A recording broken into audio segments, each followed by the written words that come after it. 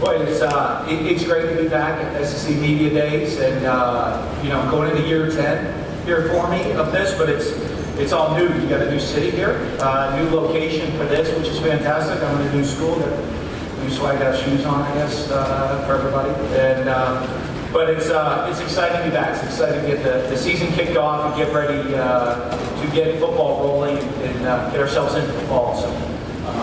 I have to say, I'm very honored. I'm thrilled to be the head coach at the University of Florida. It's a great honor for me to be there, to take over a program that has so much history and tradition of winning. And I'm excited to build that standard back, get the Gator standard back to where everyone expects it to be. When you think of the Gator standard, you're thinking about a university of excellence. Everything about the Gator standard is excellence, whether it's academics, athletics, research. The University of Florida stands for excellence, and that's the Gator standard. And I want to make sure I get our football program back on top and continue that excellence of where we've been. I've been very fortunate taking over the program. Our guys have bought in. One of the things when you take over a program you want to see, I didn't recruit a lot of players that are on campus. Some of them I have, but not all of them.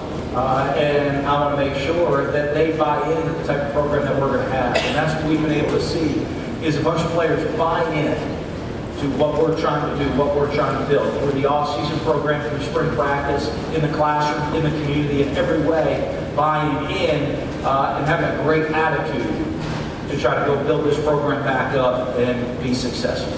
One of the things I think we always see our teams play that will always start with our guys is relentless effort. You know, that's one thing I want from our players. That's one thing we can control every day, is the effort in which our guys go out and attack the weight training session, the effort they attack the training table, how they eat, their health, the effort in which they put in to their studies, the effort they put into preparation, the effort they put into playing in the swamp, and representing the Gator Nation everywhere. We're going to come back and have an exciting football team, create the energy, create the excitement that I know the Swamp to be as one of the most intimidating stadiums in all of America. And I'm excited to get this program back on top. So I'll turn it over to you. Thank you, Coach. I'll turn it over to That sounds good. All right. If you have a question, please raise your hand and give your name and affiliation. We'll start over here, Coach, on our left. Thanks, Coach. Gary Smith, the Florida Town Union. Just wondered, is in evaluating last year's team and what you saw on tape, is there that final line between 4 and 7 and contending, I guess first for the division title? Are the pieces in place with the kids that you brought in and signed to make a run for it? Well, we certainly hope so. Not just Georgia, everybody will be ACCs. You know, one of the things that haven't been in this conference for quite a long time that I've learned is the margin for error is very small. The margin for error from having a bad season to an average season to a good season to a great season, a great season to a special season is very, very small. And that's what makes it such a huge challenge. You have to bring your A game every single week, no matter who it is that you're going to play.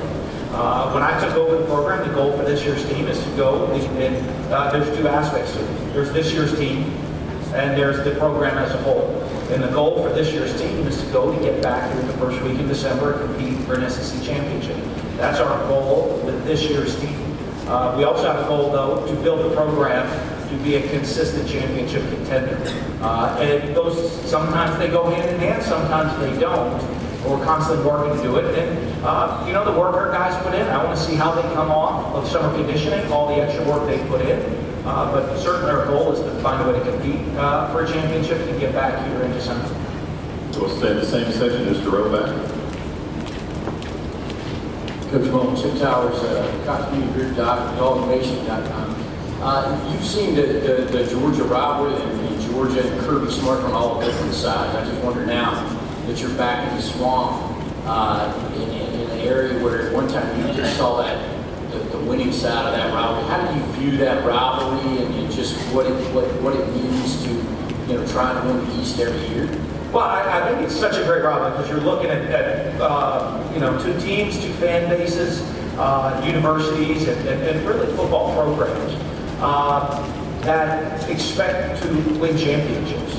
So that makes it an awful big game because you're looking at two teams right now that, you know, you usually have to beat the other one if you want to get there and to do that. But the rivalry is a fantastic rivalry. It's one of the most fun games you can be a part of down in Jacksonville. And I do see, you know, I think it's a very healthy rivalry. And I think a lot of times in college football, college sports, sometimes you get some rivalries that maybe are not as healthy. I mean, they're tough, they're nasty. It's a great rivalry, but they can become unhealthy. And I think one of the great things is that's a healthy rivalry between the fan bases. Everybody enjoys the game, and I think both programs know that it's such a critical game to accomplish the goals you have, which are to win the SEC East. Coach, we'll go here in the center, about 6 rows back. Bill Bittler, Sport News. Coach, you talked about that Gator standard, and it's one where how much did that standard influence your decision to go there and leave Mississippi State, which was a place where you generally would consider that you exceeded expectations there? Well, I think it's huge. You know, I mean, I think having the opportunity, having been at the University of Florida before and won championships, multiple championships there, I know what a special place it could be. And I think that was a big help for me walking into a situation where I had familiarity with a lot of things. And so I think that was a big help, and it made it a very easy decision for me to make, to want to come back and be the head coach at the University of Florida. It was I think all the things, the tradition, the university, that Gator standard made it a very easy decision for me. We'll go all the way to the back on the near out. Coach Mullen, Gritty on WZZN Radio, Huntsville, Alabama. You've done a great job of developing quarterbacks throughout your career at Mississippi State, and you brought in a signee this year, Emory Jones, but you inherited Felipe Franks and Kyle Trask. After you've had a spring to evaluate them, physically and with their intangibles, did they surprise you at all? And what kind of progress did they make? And will you change your philosophy at all offensively from what we saw at Mississippi State? Well, I've been pretty pleased with the work they put in and how they've handled it. We won't change our philosophy, we'll change what we do. One of the things, and I think one of my first meetings with quarterbacks, I wanted to sit down and I told them, I say, you may have watched Mississippi State film from last year. That's not the exact offense we're going to run. We're going to put you in a position to go be successful. And so one of the things I wanted to do in spring, I said, we're going to put a lot of different things in. We're going to throw a lot of different things at you. I want you to just go as hard as you can. Okay? Whether, I don't care if you're good at it or not good at it. You do it, and at the end of spring, we're going to evaluate what you do well. And moving forward, we're going to go and put you in a position to be successful. And I think that really changed the mindset of the quarterbacks in the room, because there's not a specific way to do it. Every quarterback I've had, they're all different shapes and sizes, different talent and skill sets. And I'll be honest with you, our job as coaches is to put them in a position to be successful. And, you know, I mean, if I have I got a square peg in a round hole, okay? I mean, you can sit there and slam all you want, it's not going to work. What you need to do is go find a square peg, or a round peg in a round hole, or a square peg in a square hole. It's not that complicated, but the person that needs to change is me. And, you know, what we'll do is change the offense around the strengths of the quarterbacks, and it surprised me, because I want to see how they continue to grow and develop through the summer. And then as we move and get closer into the season, we're going to put them in a position to be successful on the field. Coach, we'll go down here in the front row. Ron. Yeah, Ron JamesVille.com and Constitution. Jay, is it easier to recruit to Florida, where you have more in-state talent, better talent base, you have a better budget, and you have a more recent tradition of championships?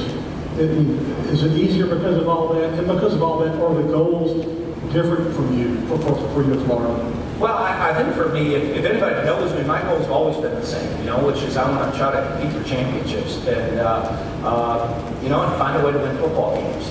As it comes to recruiting, I think one of the things you see is the Florida brand is a national brand. The tradition that the program has, you know, attracts players to the University of Florida. And we're in a great location.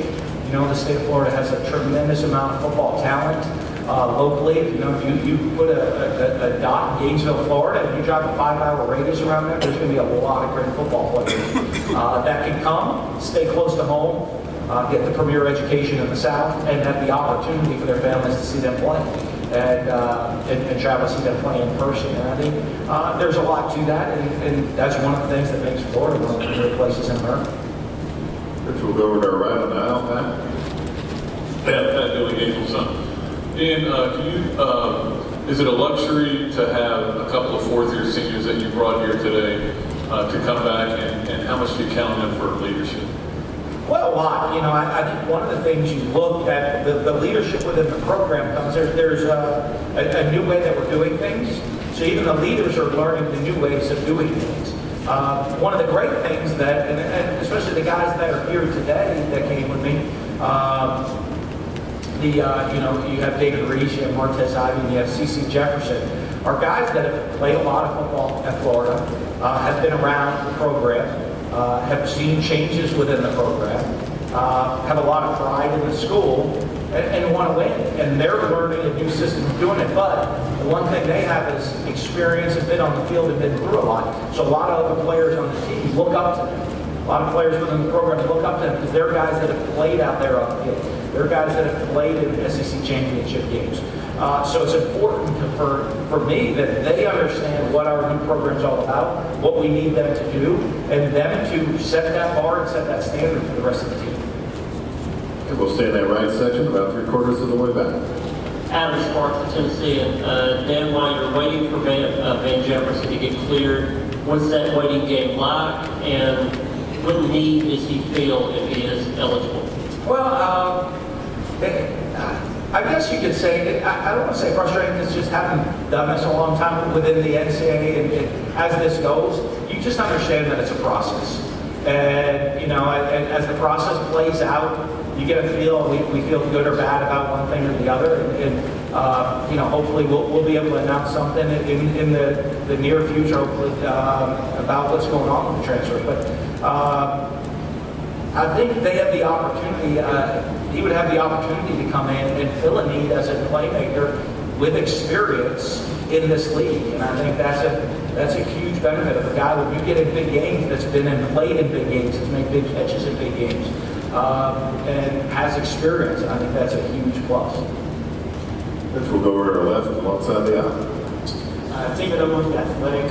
When you think back to your first year at Mississippi State, what were some of the lessons that you learned in that first year that you're applying now as you take over a new program? Well, I think one of the things is, you know, in year one, I kind of came in like a bull in a china shop, maybe, and I was somewhat afraid, you know, or just paranoid in my first year, that I had to have my hands on every single detail of every aspect of the program. And a lot of times maybe didn't let people do their jobs to the best of their abilities.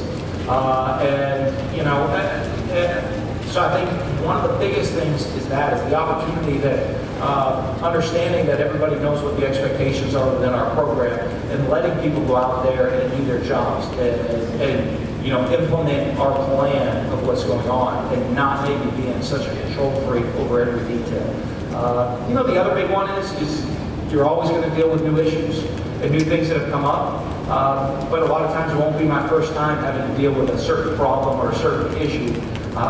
You know, and so you become a better decision maker. The more opportunities you have to make decisions, usually the better decision maker you become. And hopefully I'm a better decision maker today than I was 10 years ago.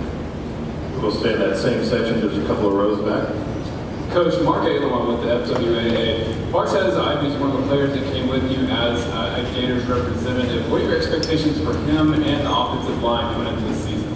Well, I think to be successful, you've got to be pretty solid up front. You know, I mean, you're going to find a team that's competing for a championship that does not have a solid offensive line. So I think that's going to be a huge part of our program, is that line coming together. Those guys getting used to playing with each other, the experience that they have playing with each other, and their performance is going to be huge. You know, a guy like Martez has done an amazing job since we've gotten there. You know, I love he's reshaped his body. You know, when I talk to him, he's healthy. Feels good about himself and where he's at, and I've seen him work and improve. And he might not be the most outspoken, vocal guy in the room, but you know, he's a guy that when he made a decision to come back for his senior year, he's a guy that that has come in and bought and done everything we've asked him to do from day one. All right, Coach, we're going to go in the center section. Edgar? Yeah, Coach, Edgar Thompson with the Orlando Sentinel. For the last few off seasons, this time of year, it's been a little tumultuous at Florida. There's been some drama and stuff that obviously you weren't any part of at Mississippi State. But what's been the message discipline-wise? How proud are you of how the team's been conducting itself? And how do you kind of, set that expectation? Well, we talk every day about it. I mean, we have a team full of 18 to 22-year-olds. And I think one of the things, I look back to when I was 18 to 22 years old, and my decision-making process. And so I try to always put myself in their shoes. And I'm sure I made a mistake or two. There weren't camera phones, so there's no evidence of that. Thankfully. But I think when you look at these young men and they're coming in from all different backgrounds into different situations, every day we talk about decision making, how that decision is going to affect you, how it affects your teammates, how does it affect your family, how does it affect our football program. And if you can learn to make good decisions, you're going to become successful in whatever it is you're trying to accomplish. And so we talk about that constantly for them. Okay? Stick out, look out for each other as a team. That is a huge thing, is if you see somebody not living up to the Gator standard, you see somebody doing something they're not supposed to do, don't just stand there and let something bad happen. Go out and help fix the situation. Guys aren't all, they're young kids, they're going to make mistakes. Mine is, let's hope we always, anytime we make a mistake, we learn from it, or if someone else makes a mistake, we learn from that mistake that we've made, and we're making decisions that are helping us achieve our goals, which is becoming a great football player, getting a college degree, okay, having the opportunity maybe to go with the NFL, winning a championship at the University of Florida. Okay? If you are not making, your actions are not helping us achieve those goals, we need to reevaluate your actions. And Savage, follow-up, who's been so essential to the development of this program thus far, how important is he in that role? And having these guys, getting in a certain hour and stand on them. He's huge because you look at your strength coach is a voice. Every day in the off season they're going into training right now. They're hearing that voice, and that there has to be unbelievable alignment within your organization. Over the summer he's really the head coach in a lot of ways. He's with them every day. He's the voice they're hearing. He's giving that same message every day of working. Don't do things that are going to set you back. Don't make a decision or put yourself in a position to hurt this team that would set us back from all the work and the progress that we've made. And so he's critical in making sure that that message gets across to the team every day, whether it's me, whether it's him, really everybody within the program. Wherever you turn, you're hearing that message. Coach, we'll go down here to the left. Bob? Hey Dan, Bob Gold, Arkansas Democrat. Is that, given your experience of working at Florida and having so much success, how shocked were you that they went 4-7? Did you find that you had to rebuild the players' confidence? And also the second question, you're obviously a veteran with SEC, but you're at a new place. There's 60 guys in the league at new schools. What do you think about that? How do you think the new guys will do it? And do you have any advice for the first-year guys? There's some great coaches, that have come into this league, and you look at some of the guys that are in new schools, but, they're guys that have pretty really good coaching pedigrees. Most of them have been head coaches at some point in their career before as well. And so, they know what it is to be a head coach. They know those decisions for advice, just get ready, for the Saturdays. There's nothing like SEC football. The passion, it just means more. It just means more. The passion of everybody involved around the program. You got to be ready for that, embrace it. You, your family, everybody involved in the program, be ready to embrace it. What was our first part? Back into the Florida. Oh, where we finished? The thing to me that's really interesting with the program that I look at it is not just last year, I look at the last 4 years. And that's one thing to me that's really sticks out with the program. In the last 4 years, Florida's had 2 4-win seasons and played in 2 SEC championship games. That inconsistent, that shows me that individual teams at the university right now are playing at a high level, but the program itself is not performing consistently at the level it needs to be. So, you know, as I look at things and I look at this, I tell the guys on the team, hey, 2 years ago we played for an SEC championship. So there has to be talent, okay? But the fact that you have a fall-off season is that there's a lack of consistency in what's going on within our performance. And that speaks to the program as a whole. Whether it's confidence, whether it's training, whether it's our actions, whether it's our discipline, well, it's really all of the above. Okay? But those things lead to success as a program as a whole. I want us to have a great team this year. I want us to have a great season. I want us to go compete for a championship with this year's team. But I also want to build a program that's going to do that every single year on a consistent basis. And that consistency really defines the program. And when you're consistent, you're going to have an opportunity to go win that championship. Not just compete for it, you're going to have the opportunity to win that championship. You have to have consistency within the program to do that. Coach, straight in front of us, about 3/4 of the way. Dan Mullen with AL.com. 2 questions. First, I was wondering about the conversation that you had with Tebow. You told me you're going to go back to Florida. And then secondly, kind of related to the previous statement just then, is there a burnout factor that's higher at Florida among coaches? I don't know if there's a burnout factor that's higher. I know it's a high-pressure job. But I love that. You know, I love the expectations. I have extremely high expectations for the program, and that is why I wanted to come back. I embrace all of those expectations. So the pressure that comes with it, with being at the University of Florida, I didn't know that walking in the door, and that's the pressure I wanted. So I don't know if the burnout factor is a huge deal. I think the other part with Tim. You know what? It was great to come back. It was really exciting. You know, I'm talking to Tim, talking to Bob and Dan, his parents, and you know, they're a Gator family through and through. And so, you know, it was great. And I know they know my expectations and standards. But it's great having him behind you. You know, I think one of the great things Tim did when he called. I talked to him even before I had accepted the job. You know, and the great thing Tim did, he said, hey, you know what a special place Florida is, but I also know that I care about you and your family, and you need to do what you feel is best for your family, not what anybody else's opinion is what you should do. Do what you feel is best for you and your family. You know, and that's the type of relationship Tim and I have, that it goes way beyond football or success or just winning. It's about, you know, being a part of each other's lives and succeeding in our lives. We have time for 3 final questions. We'll start over here on the right, midway back. Hey Dan, Tyler Work, Clarion Ledger. A couple months back, you said that when Florida goes to Mississippi State, that might be the biggest game played in the state of Mississippi.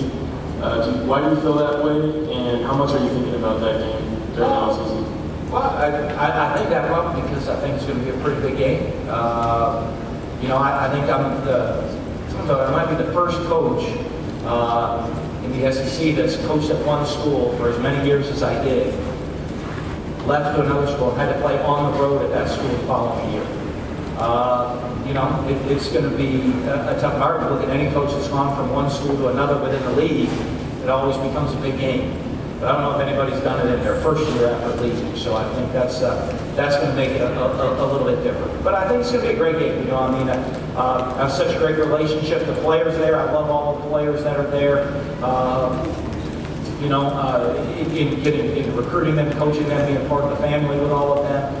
So that part of it, the players will be emotionally. I love the fan base. You know, how they believed in what I tried to help build there, get everybody on the same page.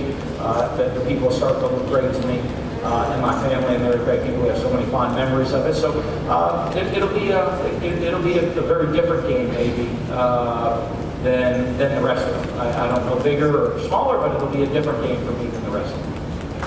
Coach will go straight in front of me, about 5 rows back.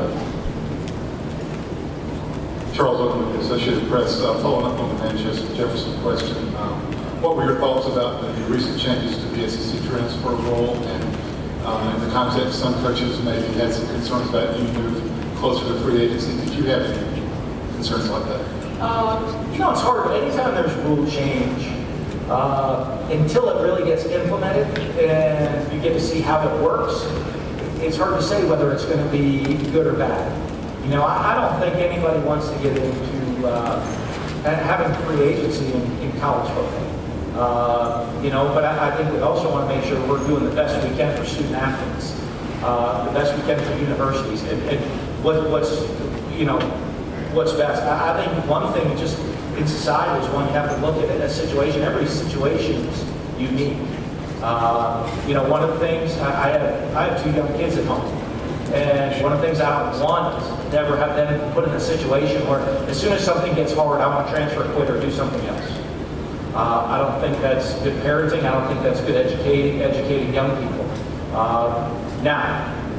So I don't want it where it's just a free agency where any young person in college football can say, boy, this has gotten a little bit hard. I don't like this. I'm just going to quit and move on. I don't think that's educating them properly. Now, I also, though, think that we have to make sure we're doing what's best for them and giving them opportunities they need to be successful in their lives. And what's best for student athletes and what's best for their families. And finding that balance within the educational process and using the game of football to help educate them and help them become successful for the rest of their lives. So we'll see how this new rule pans out, and hopefully, as any new rule that the NCAA passes comes, hopefully it's beneficial for the student athletes and for the game of football. We'll take one final question, 3rd row, right here in front. Brett Hudson, the Commercial Dispatch in Columbus, Mississippi. You mentioned the fan base at Mississippi State. There's a lot of animosity for you there. Given all of your time there, how do you feel about that? And do you think there's anything that could have been done to have changed that? No, I'll be honest with you. My family and I, we gave everything we had. Mississippi State for 9 years. We had a lot of opportunities to go to other places, and and we really enjoyed our time there. Wanted to stay there.